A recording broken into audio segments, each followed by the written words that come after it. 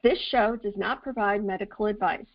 If you're having a medical emergency, please call 911. Anything you hear here should be discussed with your primary healthcare provider.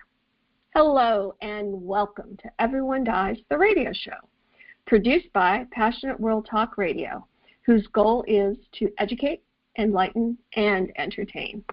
I'm Marianne Matzo, and for the next 30 minutes, I am your host. So today, I am going to be talking with Anita Myers, and Anita has written a few books, and we're going to talk about her most recent one today, and she is what she calls an emotional intelligence strategist. Helps people to identify emotions, manage them, and educate through strategy. So she's a certified life coach and relationship coach. So Anita, welcome to Everyone Dies. Hey, welcome. Thank you so much. I'm so excited to be here. Thank you so much for inviting me. Well, I'm pleased to get to chat with you. So there's a lot to unpack in the life coaching, relationship coach. We could probably maybe have you back just even to talk a little bit more about that.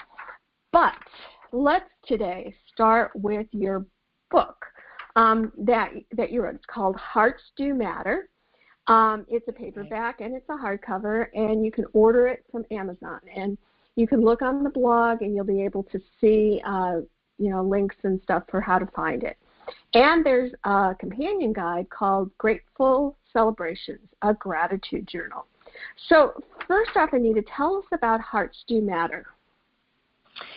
Well, Hearts Do Matter was a book that literally, sometimes people plan what they're going to say, and it's a big to-do in terms of writing a book. And this one wasn't that way. This didn't show up that way.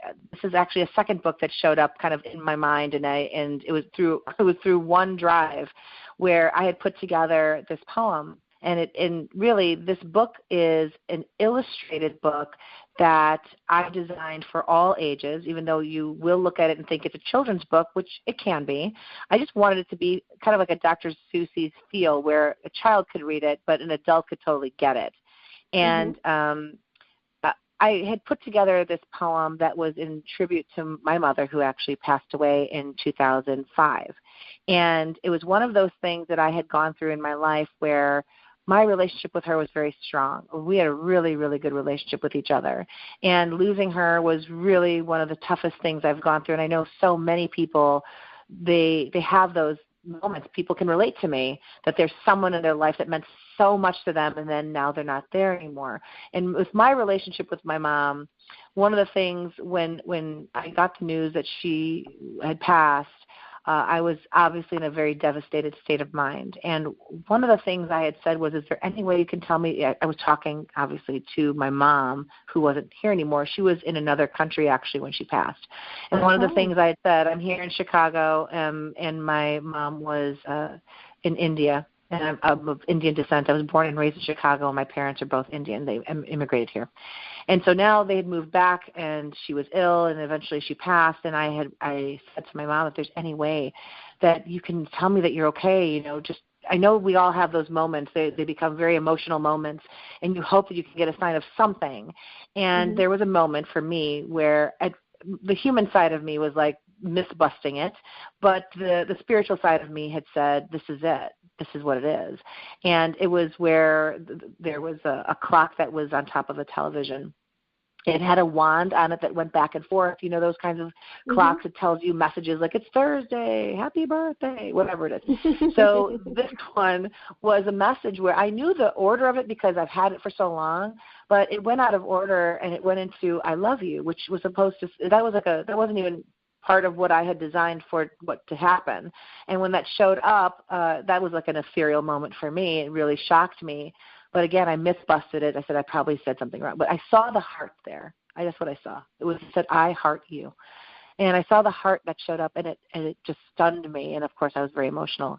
And some time would go by, and every time I thought about her, or I talked to her, or I prayed about her, or I felt sad about her, somehow, in some incredible, fun, interesting, amazing way, I would see the image of a heart in something. And I'm not talking about man-made hearts. These are like the shadow of something casted, and there's a heart.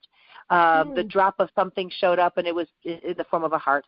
And these things kept happening to me quietly. Like, I didn't share it with anybody out loud at the time. It was happening to me in my own quiet moment. And I'd cry. Every time I would just cry. I would grieve, and I would cry. It was heavy, and it was deep. And as time would go by, I always went to a dark place of missing her, which I think a lot of people can relate to, where your heart just kind of has that dark spot in there, if you will. And eventually, with these hearts, it started having me think differently. It started having me look at the experience of life, having her. What a blessing. I started looking at the experiences I had with her, that I had absolute gratitude. Had she not been in my life, obviously I wouldn't be here, but more than that, the things that she said to me, the things that she shared with me, her personality. So I started looking at everything. And, you know, when I got to where I am today, this year, we had COVID-19. We had everything that was going on in the way that it was. And I already had in my mind that I wanted to put this book together. And I had the illustrator in my mind of who, you know, what I wanted to do.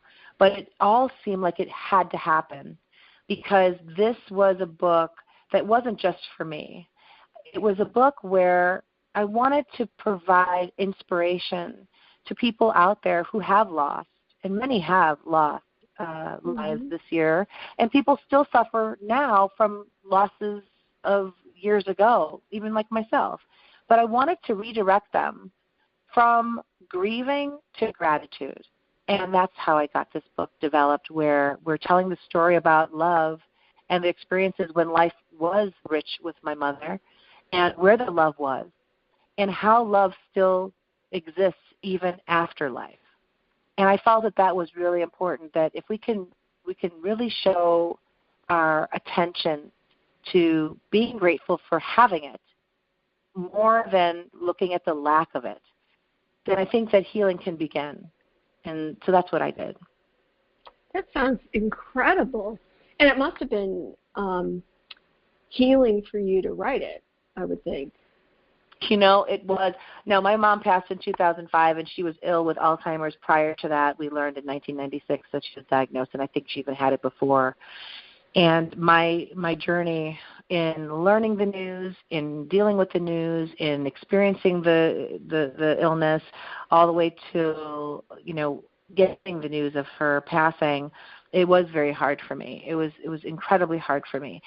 So much so that even with me being an emotional intelligence strategist that has a lot of the tools of how we need to handle ourselves, how we grieve, and how we move forward and all that, and I've been pretty successful in a lot of these areas, just writing the book had me in tears. Seeing the illustrations brought me to tears. Finally reading it out loud, I still choke up. It's just one of those things that, you know, when it happens, I let myself have that moment. But I also look at those tears that tell me that I had something really amazing, and I'm so glad that I have it. And I still see hearts today. And more than that, the number of people in my life, in my circle of friends, and their friends, and their friends, and so on. I sound like a 70s commercial. If anyone hears this today, they might remember what I'm talking about. They told their friends, and so on and so on. But, you know, I've been getting such a collection of hearts from people all over the United States and the world that I knew that there was something very special in sharing this story first. And I do have a second part of this that would be not an illustration, but more of, I'm going to call it a coffee table book, but it'll be revealing all the hearts that showed up from all the places in my life and people that have connected with me and what they've seen.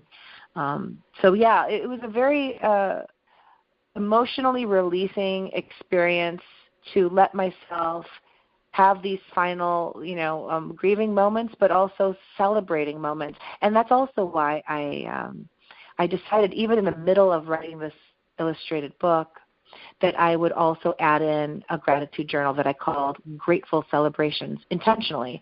I wanted it to be more important to be grateful and to celebrate those you have had in your life that loved you, that you loved.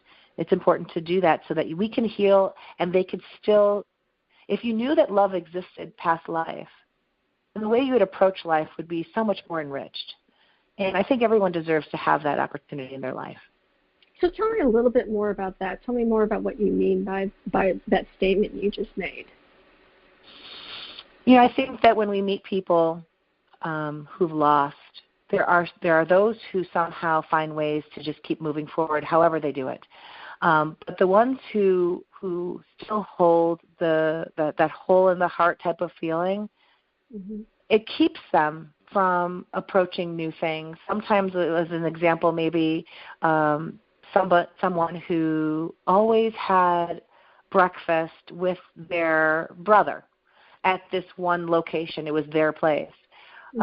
Sometimes the feeling of loss might keep them from going back there because it's too hard to handle. It's too hard to he's not here with me anymore, is what they're focusing on. But when you have the sense of finding gratitude in the life that you had with them, you might actually go to that place and sit down and order the same thing that you would have with your brother. If he was there, what would he order? And you could actually enjoy that energy that you have with him. And in my belief, I believe that he would actually find a way to say thank you for that moment, because I think, we know for a fact that energy doesn't die. Energy lives. And what we have in our system is energy that's encased in our wonderful human body. So when energy is released, in some way, I've seen it happen with others. I know it's happened with myself. There's ways that thank yous can come through that they've acknowledged that you've done that. And you can still have those moments with them, even if they're physically not in front of you. So I like to see people view the loss more of where the gain was. Am I making sense with that? So it's like that, I forget who said it, maybe it was Shakespeare, it's better to have loved and lost than never to have loved at all. Yes. I mean, that's a beautiful statement. And that whole loved, to have loved, we don't focus on that as much. We just focus on, I can't do this anymore. And so while some of those parts are true, to know that you had it, to know what you gained from it is something to celebrate. So when people go through loss, so for instance, me, I've lost both my mother and my father. I'm an only child. So that's all I had. I don't have the aunts and uncles that come around. I don't have cousins that come around. I don't have a family in that sense. It's just my parents. And so when you live a life where you feel that you have lack, you tend to not want to do more things. It kind of domino effects. Obviously, when people go through grief, there's a sense of depression, which is completely normal. You go through depression. You feel the sadness. But then if you were to know that that love does exist after life, and I'll tell you, it still reminds me of the scene from Ghost, where Patrick Swayze and Demi Moore, again, I'm going back in time, there's a moment where she gets to see him. Remembered? This is where he passes, and if anyone doesn't know this, you should definitely go see the movie. But, when you get to see him moments before he has to return back to his maker, and there's this illumination where you get to see him. Oh, it still chokes me just talking about it, Marianne. Honestly, if all of us could have that moment, we would live well, so much better. But we are given the need to have faith that happens.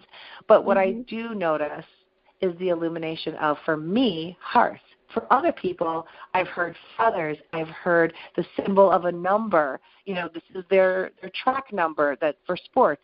This is something, the tulips, a certain flower, a certain bird. You just name it. There's some connection that somebody has with someone that they care about, and in some way, wherever they are, they find a way to communicate that to you. Even in, a certain song plays, and you're like, oh my God, I used to listen to that with my mom.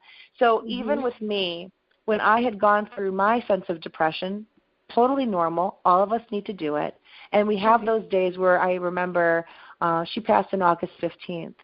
August 15th was a dark day for me. That's what I used to call it. I intentionally called it that. No one was going to talk to me. I wasn't going to do my business. I just wanted to go dark. And it felt like it was the right thing to do.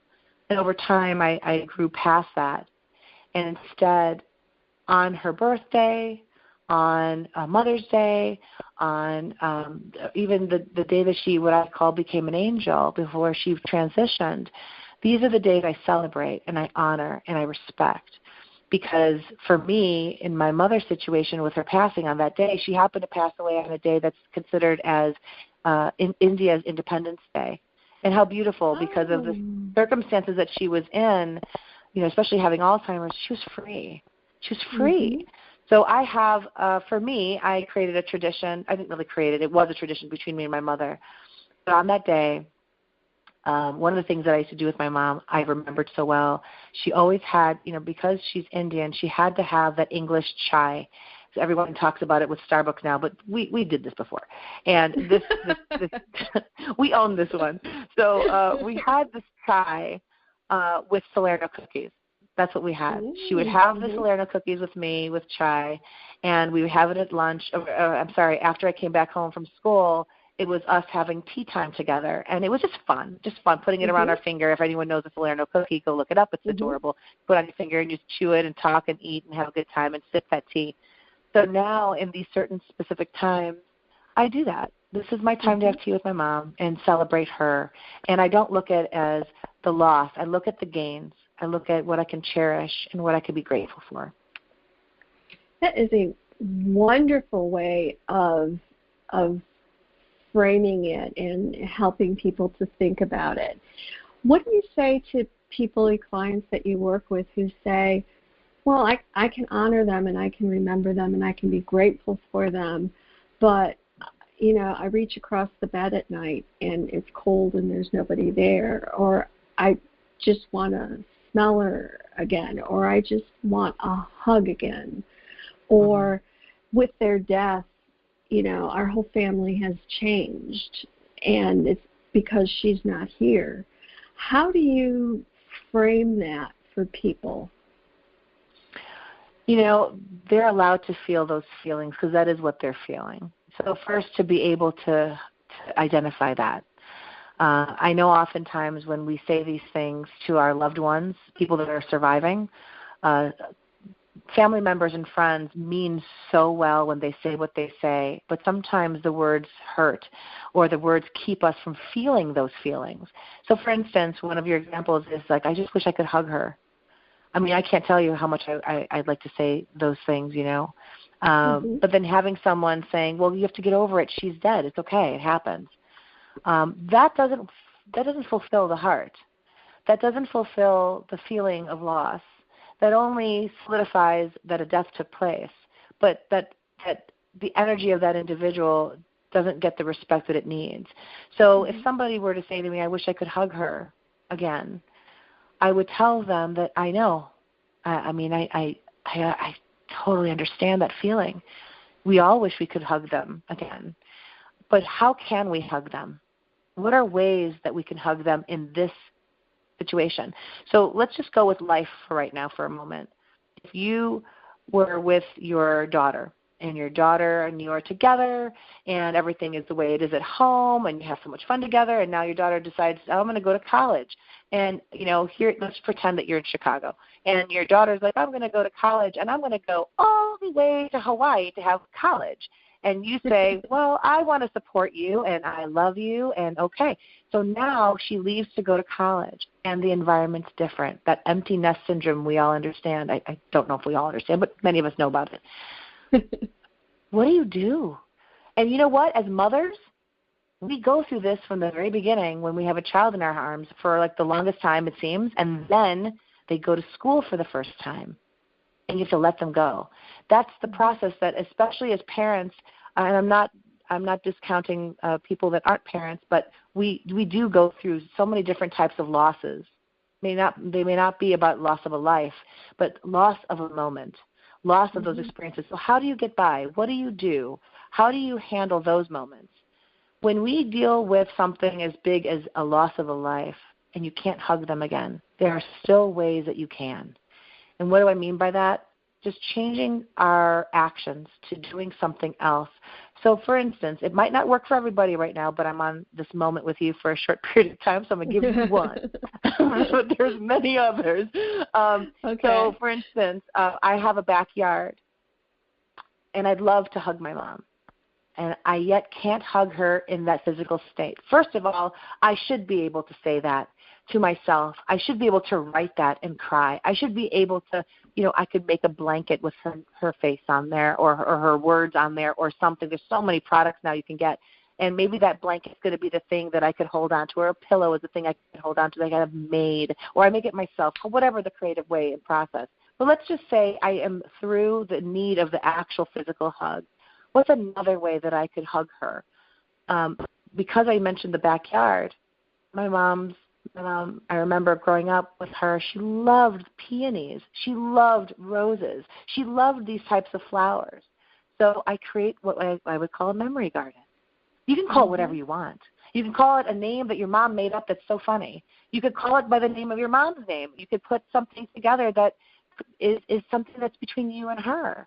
And this way, and I'm just giving an example of me and my mother, when I create something like that, when I plant those new flowers in, and I do that in a ceremonial fashion, it becomes very sacred for me. It becomes enriched for me. And then I tend to it because I'm doing something that is passing tradition. I'm doing something in honor of her.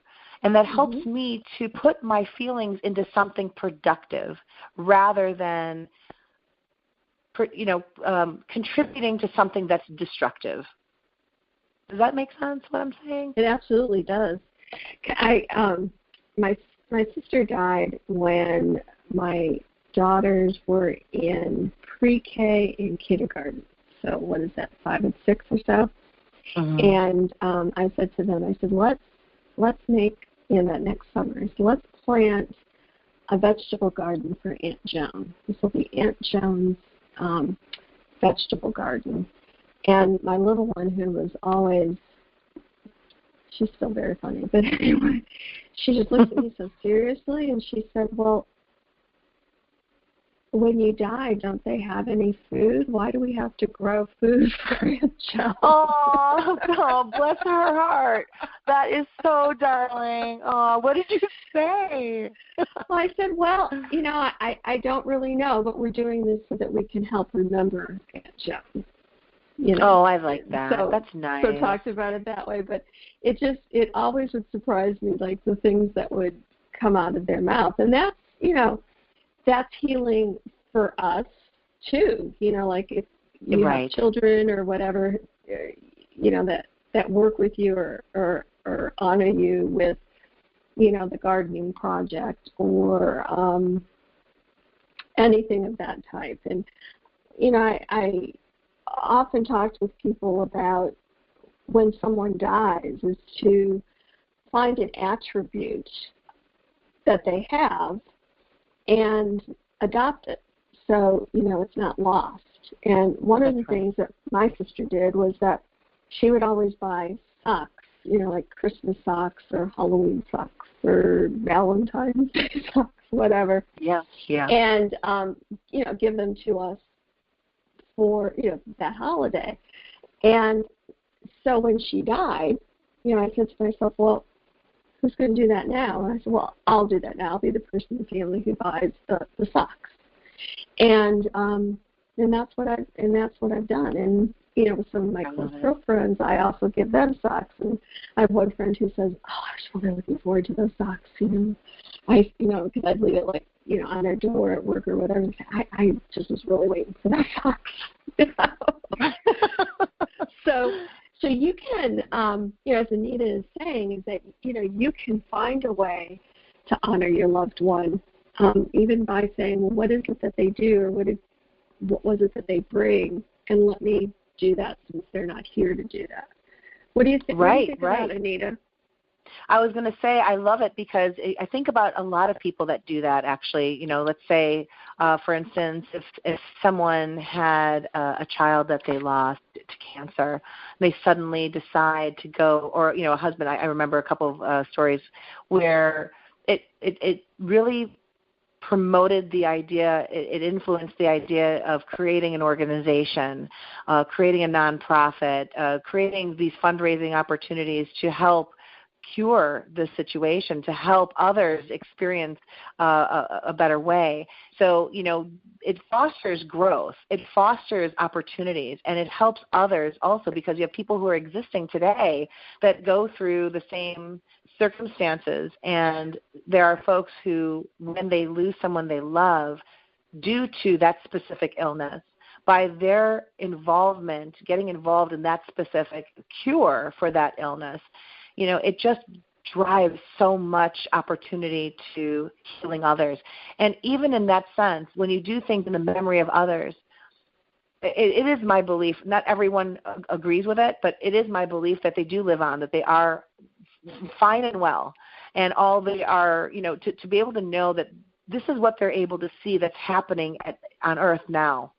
I always tend to say, in terms of my imagination and how it works, that if I were right now, here I am, their only child that's on this earth right now. This is the time I have. And as your wonderful organization shares about everyone dies. This is my time every single day. We lose a little bit more every single day. So what am I going to make the best of this time? So on top of that, I think my parents gave me life. And if I spent every day of my life mourning and grieving and feeling sorrow and depression and limiting myself, then am I doing the service of being alive in the best of my ability because they gave me life? Shouldn't I make the best of it and give them something to look at, to be able to say, look at my kiddo go. Look at what she's doing. Would you look at her over there? She is just killing it. She is badass. I love what she's doing. Versus, oh my gosh, my poor daughter, she's crying every day. I wanted her to stop crying. I wanted her to grow. I brought her in this world so she could do something. I'm not here to help her. And I don't want my family, whether it's my grandparents, anyone that's passed, to be able to look at this and see me in that state of mind when all of them had one another in order for me to be here. So what can I do in the time that I'm given that I can give to the world on behalf of my family, on behalf of my parents? And not only that, I happen to have a daughter. What can I do to show her how to live your life even when others leave? What can I do to celebrate it so I can keep moving forward? And my daughter's picking up on that. She can embrace people living, and she could really hold gratitude when that person's no longer there. And I think that's really important for all of us, especially in this year. There's a lot of emotion that is, let's just say the emotional intelligence is kind of plummeted with the number of things that we're hearing all around us, that if we keep our direction in looking at lack, we're going to not see where all the opportunity is, because it naturally limits us. And I really want to break those limits from people's mind. They all have the ability to break down that limiting wall and see what their future holds. And I believe anyone that has had a loss in their life, while they should grieve, once they're done, I want to see them feel inspired and hold gratitude and move forward celebrating that they actually had a life with someone so special. And the other piece of it, too, that I think is important is that with any kind of change or growth, we're going to, if you, for lack of a better term, sort of backslide a little. We can do what you're talking about, but there's still going to be moments where, maybe you see that heart or you hear that song or whatever it is that you associate with that person, that sadness comes back. And it's not because you're, I guess what I'm trying to say is that we don't ever stop grieving and we don't ever stop missing that person. So there are going to be times where, that hole in your heart is going to feel huge.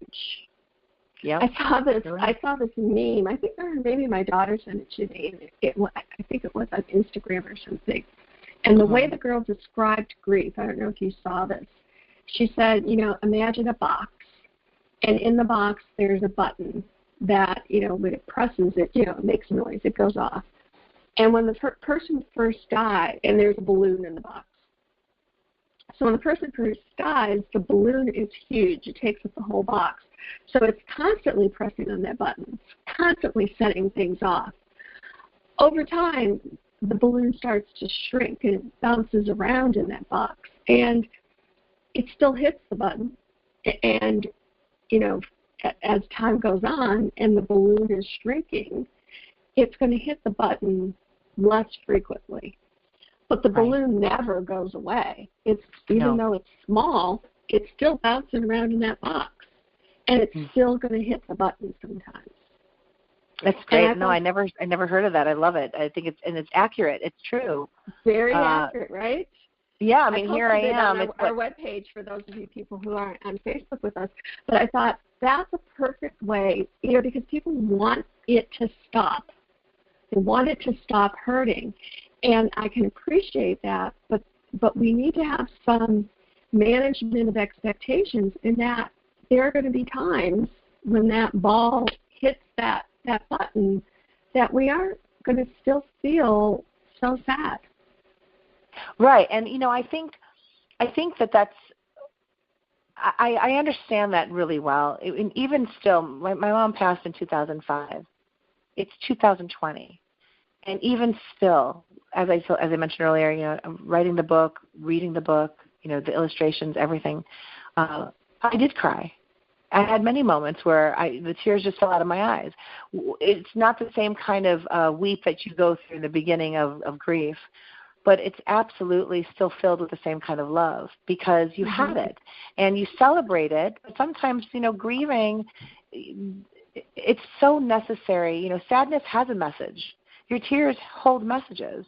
And that's why, what I see happening a lot when it comes to negative feelings and especially sad feelings, that I feel that at least the culture that we see here in our lives for a long time, it's changing over the past, I would say, 10 years or so, but it's not quite there yet. That when you're sad, you can't process it. You almost feel wrong for processing it. I know it all the time. I see it with moms all the time, and even especially for men. So when it comes down to the moment that you feel sad, you notice that the tears start coming, and suddenly you're looking for the handkerchief or the tissue, and you're blotting your eyes. Oh no, I'm good. Nobody wants to see anyone cry. No one wants to show the ugly cry. We all want to just kind of like get past that and be happy all the time. And I really believe that, of course, I do understand where they're coming from. But if you can find a place in a time, sometimes you're in the car and you feel like crying. Hopefully no one's looking and you're not worrying about it. Just let it go. Let the tears fall. Feel it. If you're in a place where you feel really, really emotional and you need to be in a safe place, go to the safe place, but be emotional. We can do this with our laughter all day long. We laugh until it hurts and our face hurts and we have tears coming out and we have to have that last laugh sigh, right? We do that so well. But with our grieving, it's almost like the leaky faucet. Like there's so much, and yet we're only giving a little bit. And I know that feeling because I lived that life of being afraid to cry, being afraid, or feeling uncomfortable. And still there's moments of that because you think of society. We don't just bawl in front of people. But when you know that you're crying, when you know that you feel sad, you should take those moments and write. In my opinion, I say you should, if you're a journal person, then write with your handwriting into the journal and write a letter to the person you're crying about. Or if it's God that you want to write to, then go for that. If it's the person, like I've written to my mother, I've gone and found cards for my mother. I've created a little box, a memory box, and I just put it in there as if it's a little mailbox that she gets to read on her own. I found ways to be able to grieve graciously for my mother and the loss of her, but also because I'm cherishing that I had her, and those memories are so great. So what else can I do? So I guess I could go ahead and write an illustrated book so I can share how much I celebrate my mother to everybody else, and then they can relate to it, and then they can have some good times. So, there's all sorts of ways that we can hug the love that we had and honor it. But you are absolutely right. Grieving won't really stop. You're going to get those pit stop moments. And when you have them, you should have them. You should allow for them and be around, if you can, be around friends who will allow you, who will sit with you and just, not tell you to not cry or don't cry. It's going to be okay. I think the dialogue needs to change where we just let them cry and say it's okay. Yeah. It's normal. Like, just to tell people it's normal, because isn't that what we want? We all want to be normal. I mean, some of us will never be, but we all want to be normal. Yeah, and it takes a little training for those of us that have to sit next to someone who's weeping because we're not used to it. We haven't been groomed to doing this. So even, in a funny way, if I have to tell my husband when I'm in those tearful moments, I'm like, just sit next to me, like, just don't say anything, okay? And he's just like, okay, I'll just, do you want a tissue? You want a tea? No. So, we have to help the people that we're with talk to our family and say, hey, if I feel sad, if you don't mind just letting me have this moment, or I just prepare them so that they know. They don't feel like, I don't even know what to do at this moment. I'm not prepared. I'm not trained. So lots of different ways that we can go about it. But I do feel that having a book like Hearts Do Matter, I think, should be in everyone's bookshelf, even if it is considered a kid's book. Just look at it like if you are someone who loves Dr. Seuss and you're an adult, then you should get a book like this because it does send a nice message across. I also make it fun for the children where the illustrator and I work together where there's hidden hearts throughout the book. Yes, there are obvious hearts there, but we've hidden quite a few in there, so we hope that they can try to find it. And also we gave them a little contest to see if anyone could – I shouldn't call it a contest. It's just more of a fun exercise. If they can find the hearts and they send me, there's an email that we provide, an email address, and we can go ahead and I'll send something to them to congratulate them for finding the number of hearts that are actually in the book. Oh, that's very clever. Yeah, I wanted to make it fun for them too. I wanted it to be fun. And then I was mentioning earlier, halfway through me writing this book, I decided to make this journal. The journal that I created is it's called Grateful Celebrations, as we just mentioned, and all it is, it's a purse-sized book. It's a small book. You could fit in your purse or bag, man bag for men out there. This is a book where I wanted to make it interactive for you, where you could remember the good things, where you could jot down information, where you could write a letter kind of like look at it as journal prompts that help you get through some of these hardships that you go through when you have loss. And what you write down are things that are good, things that are wonderful, things that are the things that make you smile about the person, so you can hold gratitude and you can keep celebrating. And then when you're done and you finished it up, you have a beautiful memorial of a sweet book that you can keep handy. You can get another one and do it for someone else that means something to you. And I would love to hear from anyone that does this. The first 50 people that actually complete this gratitude journal that I have provided, it's a companion journal. It does go with the book. It actually asks questions that relate to the book, so you want both. But I have a little gift for those who actually finish it and can provide to me their feedback. How did it make them feel after doing it, after completing it all? What feelings did they go through? I'm so curious to know the feedback from anyone that fulfills the journal. And I have a gift for them that I'll be sending. Oh, that sounds wonderful. So the book is called Hearts Do Matter. You can order it on Amazon. And Anita Myers is the author, and I'm so pleased that you spent some time this afternoon talking with me. Thank you, Anita. Thank you. You're wonderful. Thank you so much for considering my time to come on here. You've been such a great person to talk to in so many ways, and I look forward to talking to you again, and everyone else that's listening. Thank you all for your ears, and I hope that you enjoyed what you heard. Thank you. And I think we're going to need to have Anita back to teach us a little bit more about the emotional intelligence, because I think that would be real interesting for us too. So Anita, I hope that you're going to be willing and we can schedule that at some point. You got it. So, I am on it. I'm on it. Oh, thank you. So, Anita, thank you for spending your time with me during our show, Everyone Dives. And to our listeners, thank you. You could read our blogs and listen to our other podcasts at everyonedives.org. That's EVERY, the number 1, DIES.org. Thank you to our producer, Jeannie White, and our CEO, Lillian Caldwell. We produce a news show every Wednesday to answer questions related to life-threatening illness, dying, and death. Remember, you can listen to Passionate World Radio on Spreaker and on shows wherever you listen to podcasts. If you have a topic you'd like to discuss on our show or come be on our show, please email me, Marianne at everyonedies.org. It's MARIANNE at everyonedies.org, and that, remember, it's the number 1.